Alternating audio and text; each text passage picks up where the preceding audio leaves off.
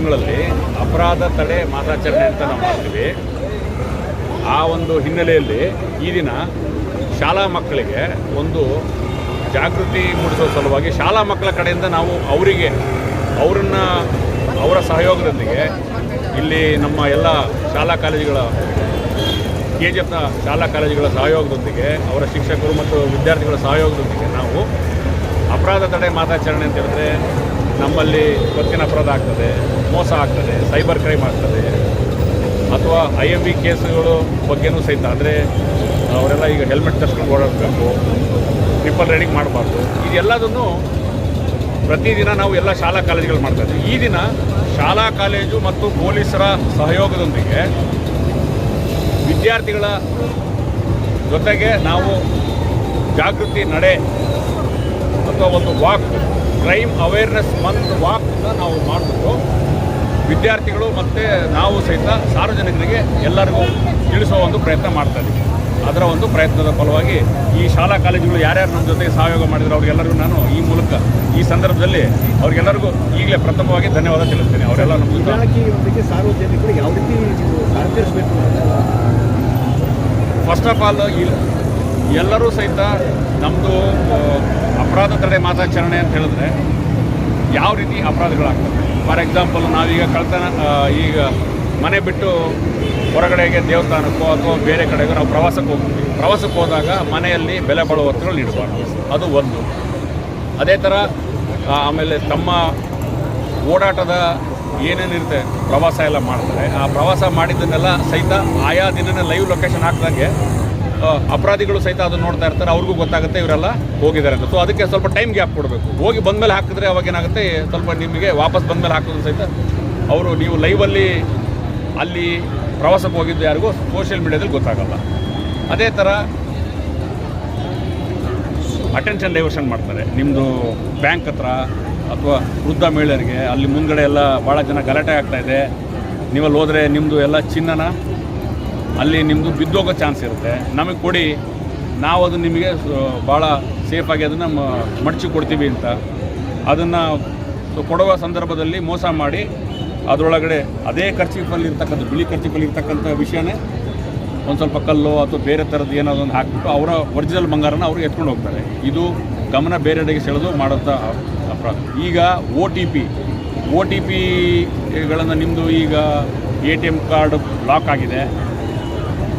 ಆಗಿದೆ, ಅದನ್ನು ಸರಿ ಮಾಡಬೇಕಾದ್ರೆ ನಾವು ನಿಮಗೊಂದು OTP ಬರುತ್ತೆ, ಅದನ್ನು ತಿಳಿಸಿದ್ರೆ ನಿಮಗೆ ನಾವು ಅದನ್ನು ATM ಕಾರ್ಡನ್ನು ಅನ್ಬ್ಲಾಕ್ ಮಾಡಿಕೊಡ್ತೀವಿ ಅಂತ ಹೇಳ್ತಾರೆ. ಅಥವಾ ನಿಮ್ಮದು ಈಗ ಭಾಳಷ್ಟು ಬರ್ತಾ ಇರೋದು ಡಿಜಿಟಲ್ ಅರೆಸ್ಟ್ ಮತ್ತು ಪಾರ್ಸಲ್ ಸ್ಕ್ಯಾಮ್ ಅಂತ. ಡಿಜಿಟಲ್ ಅರೆಸ್ಟು ನಮ್ಮಲ್ಲಿ ಯಾವುದೂ ಆಗಿಲ್ಲ, ನಮ್ಮ ರಾಜ್ಯಾದ್ಯಂತ ದೇಶಾದ್ಯಂತ ಹಲವಾರು ಪ್ರಕರಣಗಳಾಗ್ತಾ ಇದ್ದಾವೆ. ಡಿಜಿಟಲ್ ಅರೆಸ್ಟ್ ಅಂತ ಯಾವುದೇ ಪ್ರಕ್ರಿಯೆ ಪೊಲೀಸ್ ಇಲಾಖೆಯಿಂದ ಇರೋದಿಲ್ಲ. ಅವ್ರೇನು ಮಾಡ್ತಾರೆ, ಸಡನ್ನಾಗಿ ನಿಮ್ಮದು ಒಂದು ಕಸ್ಟಮ್ಸಲ್ಲಿ ಒಂದು ಪಾರ್ಸಲ್ ಬಂದಿದೆ, ಆ ಪಾರ್ಸಲನ್ನು ನಾವು ಚೆಕ್ ಮಾಡಿ ನೋಡಿದಾಗ ಅದರೊಳಗಡೆ ಡ್ರಗ್ಸ್ ಇದೆ, ಅದೆಲ್ಲ ನಿಮ್ಮ ಮೇಲೆ ಬರುತ್ತೆ. ಸೊ ಹಾಗಾಗಿ ನೀವು ಇಮ್ಮಿಡಿಯೇಟಾಗಿ ನಿಮ್ಮ ಮೊಬೈಲ್ನ ಸ್ವಿಚ್ ಆಫ್ ಮಾಡ್ಕೊಳ್ಳಿ, ನಮ್ಮ ಜೊತೆಗೆ ಇದರಲ್ಲಿ ವೀಡಿಯೋ ಕಾಲಲ್ಲಿರ್ರಿ. ಅವಾಗೇನಾಯ್ತು ಮೊಬೈಲ್ಗೆ ಏನೂ ಬರೋದಿಲ್ಲ. ಆಮೇಲೆ ನಾವು ನಿಮಗೆ ಇಂಟ್ರಾಕ್ಷನ್ ಮಾಡ್ತೀವಿ. ನಮ್ಮ CBI ಆಫೀಸರು ಅವ್ರು ಯಾರೂ ಆ ಥರ ಇರೋದಿಲ್ಲ, ಅಲ್ಲಿ ಕಸ್ಟಮ್ ಆಫೀಸರ್ ಇವ್ರು ಇರ್ತಾರೆ. ನಿಮಗೆ ಎಲ್ಲಿಂದ ಬಂತು, ನೀವು ಸಡನ್ನಾಗಿ ಈ ಥರದ್ದು ಎಲ್ಲ ಮಾಡಿ ಅವರಿಂದ ಆಲ್ಮೋಸ್ಟ್ 2 hours 3 hours 12 hours ತನಕ ಸಹಿತ ಡಿಜಿಟಲ್ ಅರೆಸ್ಟ್ ಮಾಡಿ ಅವರಿಂದ ದುಡ್ಡನ್ನು ಲಪ್ಟಾಯಿಸ್ಕೊಳ್ಳೋ ಇದನ್ನು ಆನ್ಲೈನನ್ನು ಟ್ರಾನ್ಸ್ಫರ್ ಮಾಡಿಸ್ಕೊತಾರೆ. ಅದೇ ಥರ ಪಾರ್ಸಲ್ ಸ್ಕ್ಯಾಮ್ ಏನಾಗುತ್ತೆ ಅಂತ ಹೇಳಿದ್ರೆ, ನಿಮ್ಮದು ಒಂದು ಪಾರ್ಸಲ್ ಬಂದಿದೆ, ಆ ಪಾರ್ಸಲನ್ನು ನಿಮಗೀಗ ಬಿಡಿಸ್ಕೋಬೇಕು ಅಂದರೆ ಇಷ್ಟು ಅಮೌಂಟ್ ಕೊಡಬೇಕು ಅಂತೇಳಿ ಅದನ್ನು ಮಾಡ್ತಾರೆ. Parcel scam and digital arrest ಎರಡು.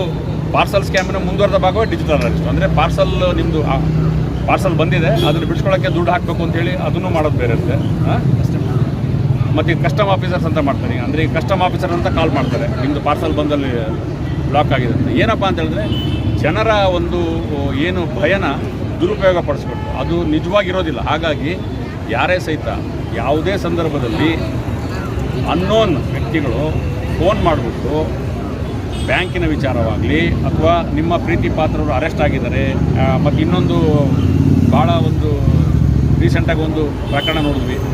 ಒಬ್ಬರಿಗೆ ಡಾಕ್ಟ್ರಿಗೆ ಫೋನ್ ಬರುತ್ತೆ, ನಿಮ್ಮ ಮಗ ಇಂಥ ಕಡೆಗೆ ಸೀರಿಯಸ್ ಆಗಿ ಆಕ್ಸಿಡೆಂಟ್ ಆಗಿ ಇಂಜೂರ್ ಆಗಿ ಇದ್ದಾನೆ, ಆಸ್ಪತ್ರೆಗೆ ಅಡ್ಮಿಟ್ ಆಗಿದ್ದಾನೆ, ಅವ್ರಿಗೆ ಇಮ್ಮಿಡಿಯೇಟಾಗಿ ನಾವು ಟ್ರೀಟ್ಮೆಂಟ್ ಸ್ಟಾರ್ಟ್ ಮಾಡಬೇಕು, 5 ಲಕ್ಷ ರೂಪಾಯಿ ನಮ್ಮ ಅಕೌಂಟ್ಗೆ ಹಾಕ್ರಿ, ಡಾಕ್ಟ್ರು ಹಾಕೇ ಬಿಡ್ತಾರೆ. ಹಾಕ್ಬಿಟ್ಟು ಆಮೇಲೆ ಮಗನಿಗೆ ಫೋನ್ ಮಾಡ್ತಾರೆ, ಅವನು ಆರಾಮಾಗಿರ್ತಾನೆ. ಸೊ ಈ ಥರದ್ದೆಲ್ಲ ಸೈಬರ್ ಫ್ರಾಡ್ಗಳು ಆಗ್ತಾ ಇದ್ದಾವೆ. ಅದ್ರ ಜೊತೆಗೆ ಈಗ ಅನ್ರೆಗ್ಯುಲೇಟೆಡ್ ಡೆಪಾಸಿಟ್ ಸ್ಕೀಮ್ ಅಂತ, ಅಂದರೆ ಯಾವುದೇ ಸರ್ಕಾರದ ಅನುಮತಿ ಇಲ್ಲದೆ ನಾನು ಹಣ ಕಲೆಕ್ಟ್ ಮಾಡಿಕೊಂಡು ನಿಮಗೆ 1 ವರ್ಷ ಆದಮೇಲೆ ರೇಷನ್ ಕೊಡ್ತೀನಿ, ಗೋಲ್ಡ್ ಕೊಡ್ತೀನಿ, ಅವೆಲ್ಲ ಯಾವುದು ಇಲ್ಲೀಗಲ್, ಅವೆಲ್ಲ ಯಾರು ಅದಕ್ಕೆ ಅಂಥದಕ್ಕೆಲ್ಲ ದುಡ್ಡು ಹಾಕಬಾರ್ದು. ನಿಮ್ಗೆ ಆ ಥರ ಇದ್ದರೆ ನೀವೇ ನಿಮ್ಮ ಅಕೌಂಟಲ್ಲಿ ದುಡ್ಡು ಹಾಕ್ಕೊಂಡು ಅದನ್ನು ನೀವು ಆಮೇಲೆ ಹಾಕ್ಬೋದಲ್ಲ. ಅವ್ರ ಹತ್ರ ಹಾಕ್ಬಿಟ್ಟು ಅವರಿಂದ ಯಾಕೆ ಮಾಡೋದು? ಅವರು ಏನು ಮಾಡ್ತಾರೆ, ಅವ್ರಿಗೇನು ಯಾವುದೇ ಥರನಾದ ಪ್ರಲೋಭನೆ ಅಂದರೆ ಏನಂತ ಹೇಳಿದ್ರೆ ಆಮಿಷಗಳಿಗೆ ನಾವು ಬಲಿ ಆಗಬಾರ್ದು. ನಾವೇ ನಮ್ಮ ಅಕೌಂಟಲ್ಲಿ ದುಡ್ಡು ಇಟ್ಕೊಂಡು ನಮ್ಗೆ ಎಷ್ಟು ಬೇಕು ಅಷ್ಟನ್ನು ನಾವು ಖರೀದಿ ಮಾಡಬೇಕು. ಯಾರೂ ಸಹಿತ ಇನ್ನೊಬ್ಬ ವ್ಯಕ್ತಿ, 3ನೇ ವ್ಯಕ್ತಿ ಬಂದ್ಬಿಟ್ಟು ನಿಮಗೆ ನಾವು ಪ್ರತಿ ತಿಂಗಳು ನನಗೆ ಇಷ್ಟು ಹಾಕ್ರಿ, 1 ವರ್ಷ ಆದಮೇಲೆ ನಾನು ನಿಮಗೆ ಇಷ್ಟು ದುಡ್ಡಲ್ಲಿ ಇಷ್ಟು ಸಂಬಳ, ಇಷ್ಟು ವಸ್ತುಗಳನ್ನ ಕೊಡ್ತೀನಿ ಅಂತ ಅವನೇ ಕೇಳ್ತಾನೆ. ಅಷ್ಟೆಲ್ಲ ಲಾಭ ಇದ್ದರೆ ಅವನೇ ತೊಗೋತಾನೆಲ್ಲ, ಅದನ್ನು ಬೇರೆಯವ್ರಿಗೆ ಯಾಕೆ ಹಂಚ್ತಾನೆ ಅವನು? ಸೊ ಇದೆಲ್ಲ ಮೋಸ ಮಾಡೋ ಸ್ಕೀಮ್ಗಳೇ. ಸೊ ಈ ಮೋಸ ಮಾಡೋ ಸ್ಕೀಮ್ಗಳಿಗೆ ಸುಲಭವಾಗಿ ಯಾರು ಬಲಿ ಆಗಬಾರ್ದು. ಯಾವುದೇ ಕಾರಣಕ್ಕೂ ಏನಾದರೂ ಸಮಸ್ಯೆಗಳಿದ್ದರೆ ಡೆಫಿನೆಟ್ಲಿ ಹತ್ತಿರದ ಪೊಲೀಸ್ ಸ್ಟೇಷನ್ ಸಂಪರ್ಕ ಮಾಡಿ.